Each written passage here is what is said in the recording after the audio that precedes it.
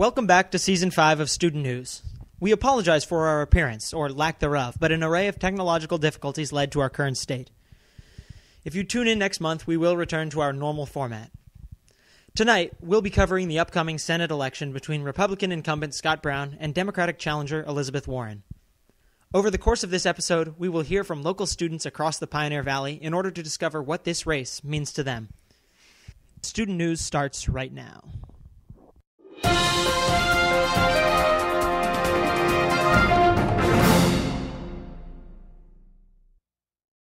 Welcome back. I'm Jamin Olmsted. And I'm Elizabeth Ortiz, filling in for Isabel Jackson. As you are well aware, 2012 is an election year, and as is always the case every 4 years, the national media is inundated with news of not only the presidential candidates, but also other important congressional and Senate elections around the country. Perhaps the race that is getting the most press across the nation is the Massachusetts Senate competition, where incumbent Scott Brown is battling Elizabeth Warren for the former seat of Ted Kennedy, which Brown won in a special election over Martha Coakley in 2010.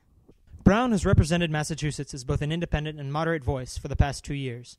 With job creation as his top legislative priority, Brown has introduced a wide-ranging Bay State jobs agenda to target specific sectors of the Massachusetts economy, and has hosted job fairs aimed at matching job seekers with Massachusetts employers. President Obama recently signed 2 pieces of his jobs agenda: tax breaks for companies that hire returning veterans, and a repeal of the stealth tax that impacted small businesses and contractors across the country.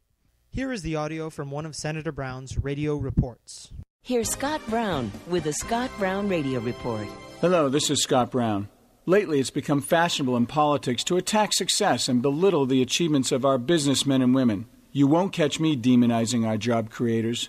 What has made America the greatest country in the world is the ingenuity, creativity, and hard work of the American people, especially those who take enormous risks to start a business. Until now, free enterprise and individual initiative have always been qualities that we as a country have celebrated. So let's give credit where it belongs to the courageous men and women who sacrifice and work hard to build a better life for themselves and their families. The businesses they start provide jobs to millions of our fellow Americans. So to all the dreamers, the risk takers, and the entrepreneurs, I have 2 simple words. Thank you. That was Scott Brown with the Scott Brown Radio Report. I'm Scott Brown, running for the United States Senate, and I approve this message. Go to scottbrown.com to learn more. Paid for by Scott Brown for U.S. Senate. Warren has been one of the most popular public figures for liberals in the last couple of years through her advocacy for the middle class and her work in establishing the Consumer Financial Protection Bureau under the Obama administration. She outlines her core ideas in the following advertisement. I'm Elizabeth Warren. I'm running for the United States Senate, and before you hear a bunch of ridiculous attack ads, I want to tell you who I am. Like a lot of you, I came up the hard way. My dad sold carpet, and when he had a heart attack, my mom went to work so we could keep our house. We all worked. My 3 brothers joined the military. I got married at 19, had 2 kids, worked my way through college, taught elementary school, and then I went to law school. For years, I worked to expose how Wall Street and the big banks are crushing middle-class families. It just isn't right. I stood up to the big banks and their army of Washington lobbyists. I worked to hold them accountable. I led the fight for a new agency to protect consumers, and we got it. But Washington is still rigged for the big guys, and that's got to change. I'm Elizabeth Warren, and I approve this message because I want Massachusetts families to have a level playing field. Warren has received high-profile endorsements and strong financial support from Democratic donors based in all parts of the country. Brown has received many donations from business interests. However, because of Warren's emphasis on financial regulation, Businessweek magazine claims that Wall Street and the business community consider her a threat. Yet, Businessweek calculates that $53 million have been raised so far in this campaign. The Senate seat itself is so highly coveted because of its Kennedy heritage, but also because this election could determine the balance of power in the Senate. Nationwide, this race is considered one of the most important, and without a doubt, one of the most expensive Senate races in history. Because of political policy's tendencies to take slow effect, it is our generation, today's high schoolers, that will be facing the ramifications or improvements of these policies, just as we are heading off to college or entering the workforce.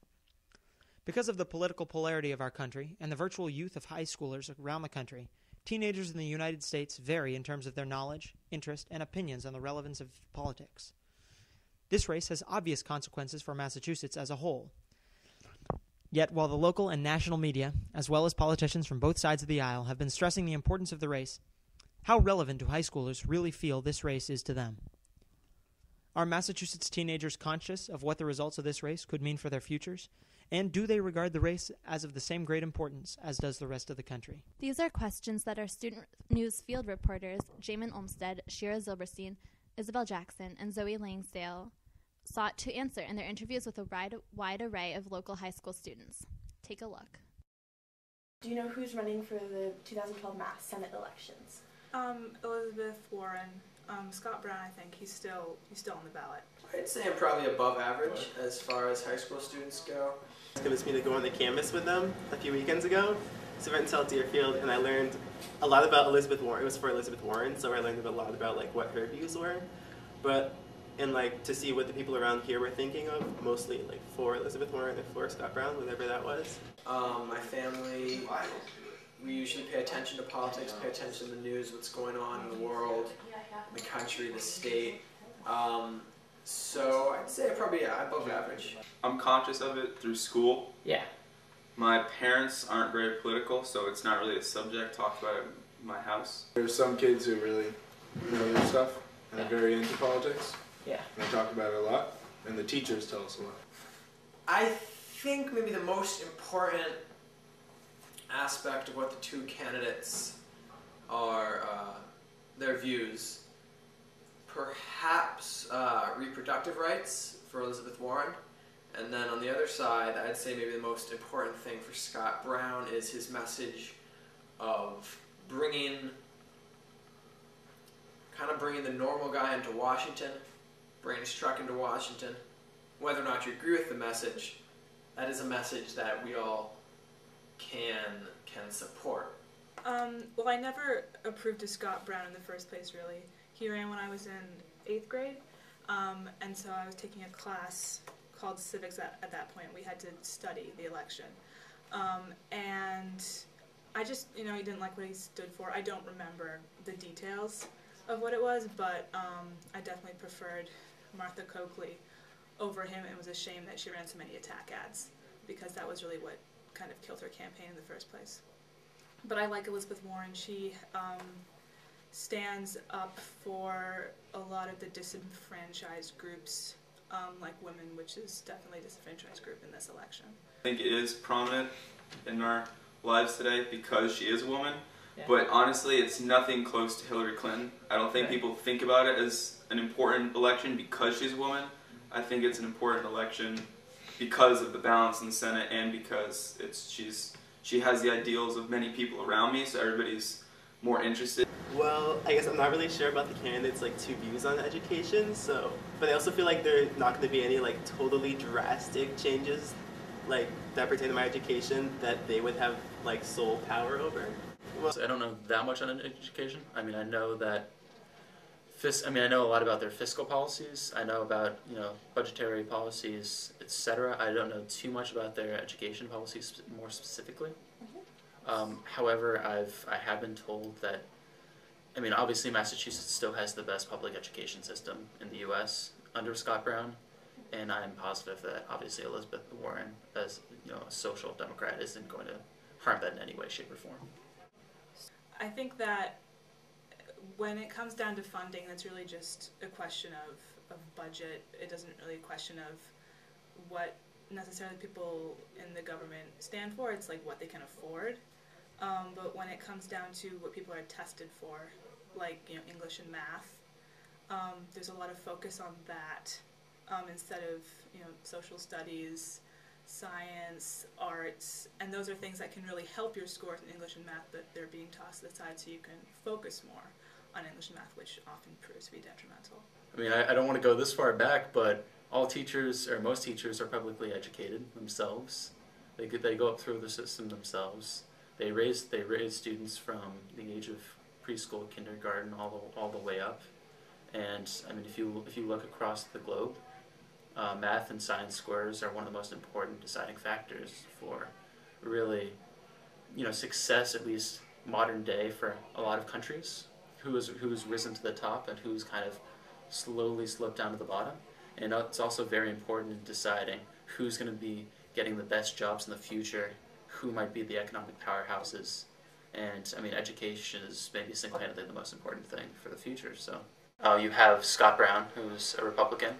As moderate as he is, he's still a Republican, which means that if the Republicans end up gaining more seats, there's a possibility that the Democrats will lose the Senate.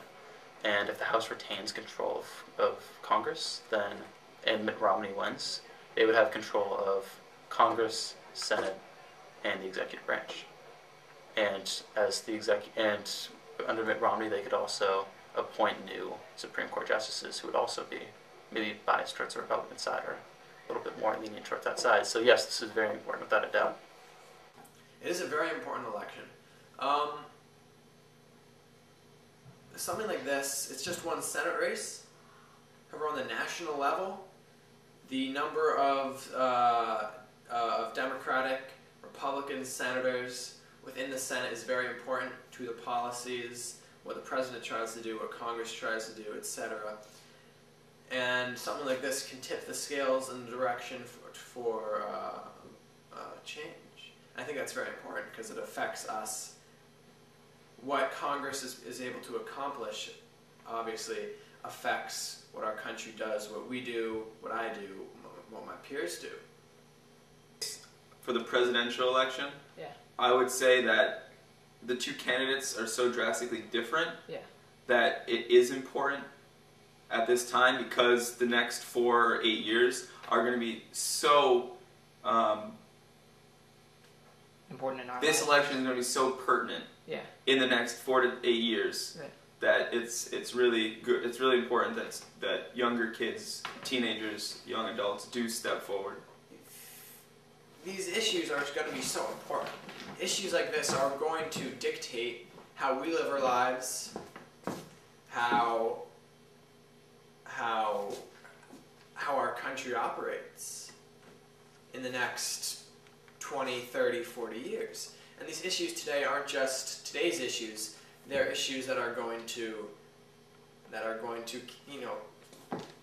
keep on being issues for years to come. And I think it's important that we, who will be these issues will be put upon us. So it's important that we know these things going forward.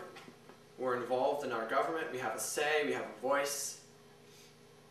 And hopefully we can do something about that. Well, I guess Monday we're all going to be applying for financial aid really soon. So if either of them had like really strong opinions towards like doubling the interest rate or whatever, that was just in debate. But also, I feel like half of us, like more than half of us, can't vote. So I feel like we don't, even if it is important to us, none of us really have any say in like what's actually going to happen. I think it's good for people to start at a young age. It kind of builds a foundation. Yeah. Like anything that you learn, it's an important part of your life. It should be part of your education, and you should pay attention to it. Yeah.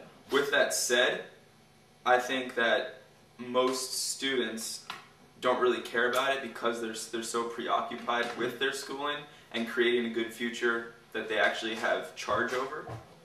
Yeah. Whereas the election is such a broad thing that they don't really have any control over it, so it's not pertinent in their lives now. Right. In the roots of our governmental system is this ability to vote. And when people don't know about the candidates, when they don't know about the issues, that's part of our democracy is just not working properly. And young people make up a very important part of our society. They have their own issues, they have their own things that they need, they have their needs, they have their wants. And if they're not voting, if they don't know about the issues, about the candidates, then they're not letting their voice be heard. Right. I would say kids this age are more interested in entertainment, and because it's interesting, entertainment, it's entertaining. Yeah. Whereas they find politics to be trivial and boring. I would personally say that more votes have been cast on American Idol by kids under 21 than have been cast in any election. Yeah.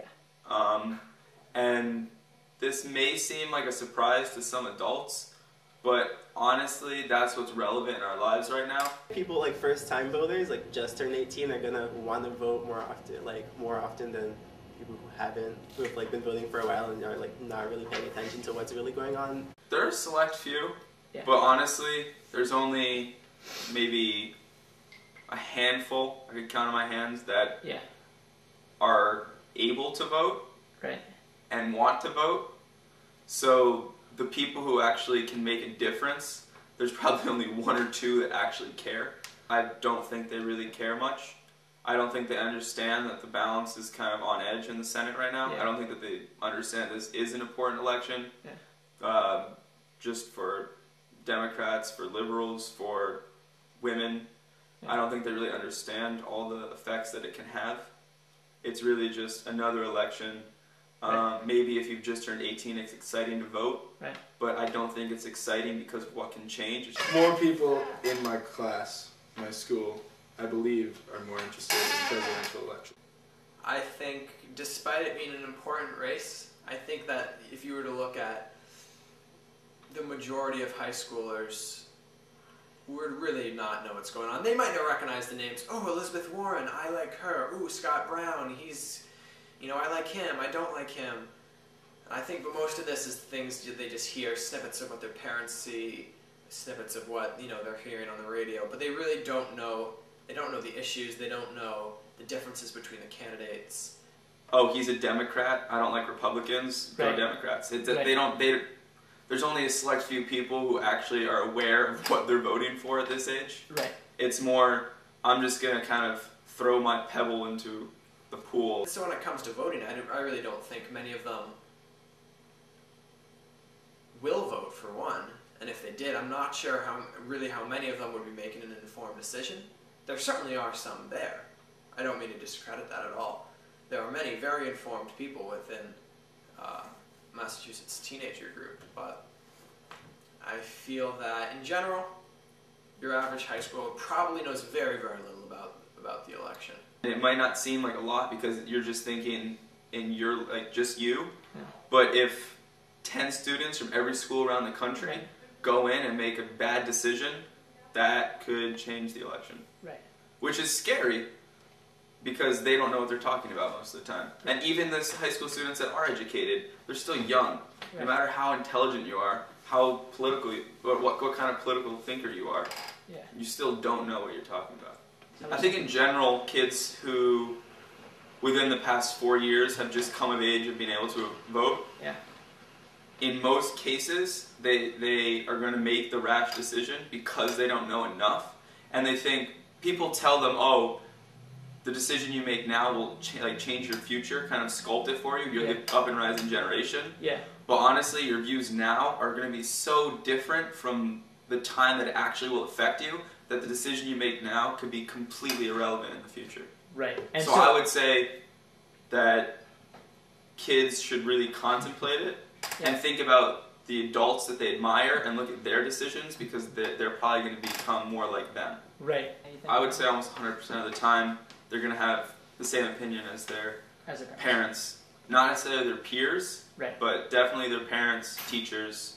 I mean, obviously it's not going to be the same candidates, Yeah. but there's so many different areas of,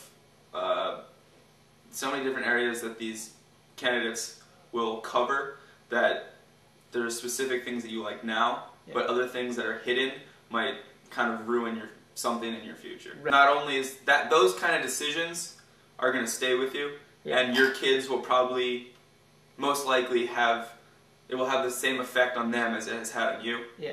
So I would say the decision you make now is actually the best decision because in the future you're not a student anymore. Yeah. So you might think differently than students, and it really is by the students, for the students. So I really like to see people who are enrolled in schools right now to step forward and make that decision for themselves and then the oncoming students in the future. I think it's important for kids to take part in the election and in politics who know about it. Yeah. But people like myself, I don't really care about it. Yeah. And so I only take what I know from like my parents and all the people around me. And so I would like to vote for those people, the liberal side, myself. I think it's very important for the kids who know more about it. Most kids who want to vote don't know how to vote. Right. We live in a very political, strongly opinion society. We're kind of in the epicenter of this political activity on the East Coast. Right. You know, Western Mass, Massachusetts, New England. As you go out, it kind of simmers out.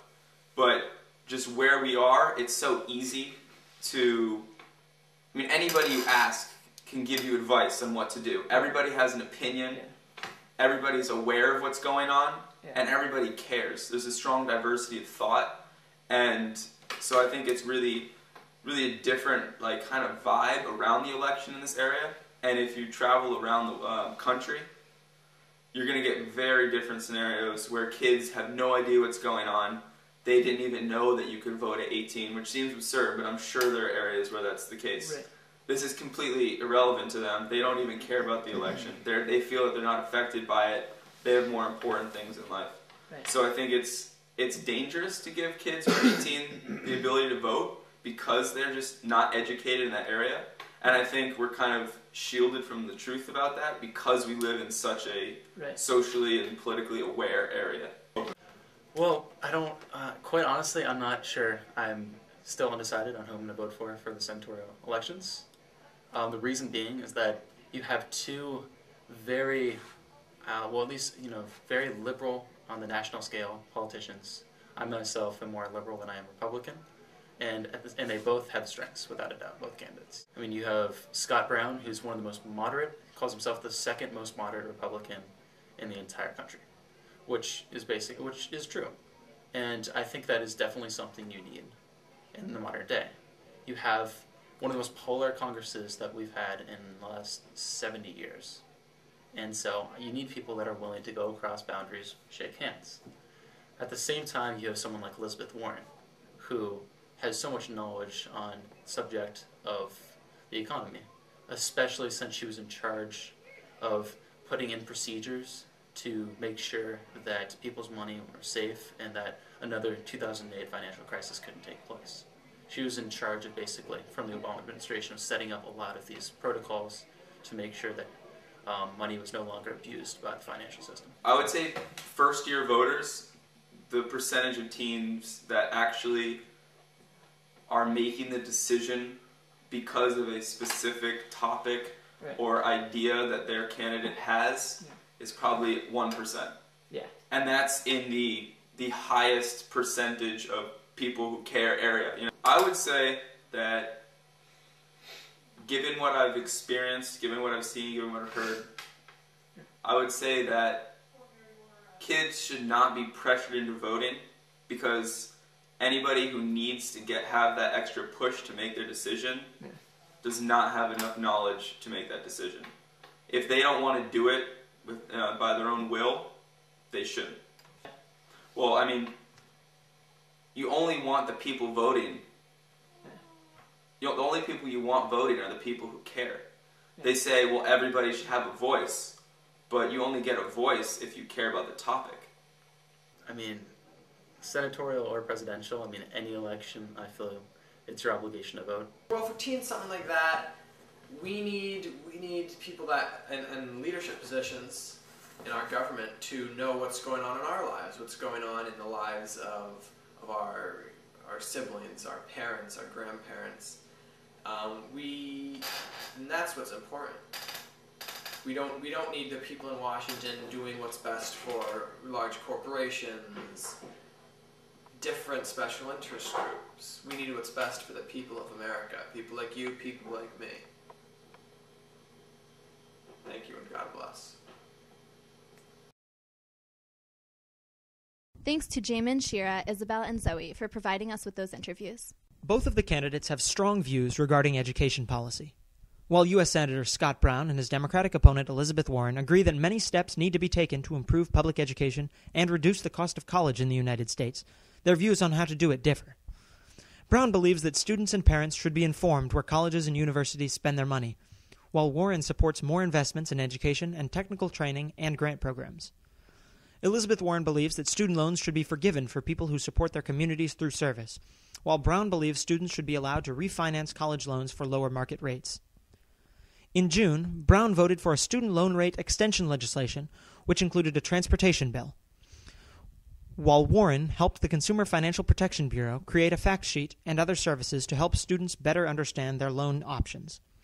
On the teacher front, Warren supports investment in teachers by working collaboratively with the schools, students, parents, and teachers, and creating evaluations based on local conditions, all established within the local school community, while Brown believes in teacher evaluations based on test scores. Both Brown and Warren would like to have more flexibility from the federal government because Massachusetts is a high-performing state under No Child Left Behind. Brown approves of a variety of schools and school programs, such as charter schools and scholarships, to allow disadvantaged children to attend private schools. Warren is a proponent of closing the achievement gap and school lunch programs, and is willing to experiment with extending the school day and offering more after-school and summer programs.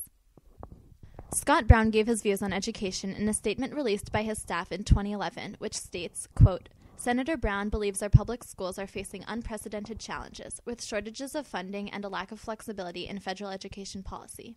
Senator Brown believes we must improve transparency on teacher effectiveness and in funding for schools. Unquote. On Elizabeth Warren's 2012 website, it states her belief that, quote, good public schools, good public universities, and good technical training can give us a workforce better than any in the world. Well-trained workers are cost-effective, and they can give us a powerful competitive advantage in world markets. Investments in our people pay the highest dividends. It is clear that the issues at stake in this election will greatly impact the lives of today's high school students. The question is, do they appreciate the importance of what the results of this race will entail? Some high school students can already vote, and all others are no more than a few years away. Our democratic republic can only be fully effective if everyone participates in the democratic process. This means not only voting, but making an educated choice about the candidates for whom one is voting. Too often in our country today, voters are fooled by commercials and sound bites.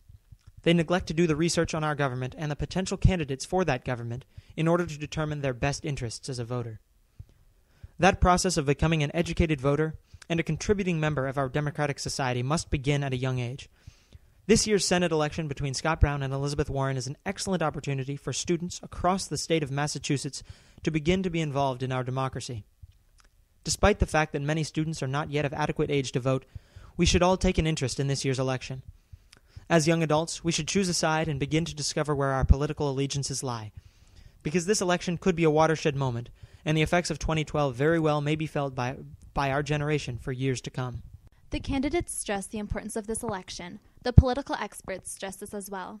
It's time for us, as students, as young people, and as soon-to-be adults, to realize the importance of this election cycle and to educate ourselves accordingly. For more information on student news, please like us on Facebook. We look forward to seeing you next month. Thank you and good night.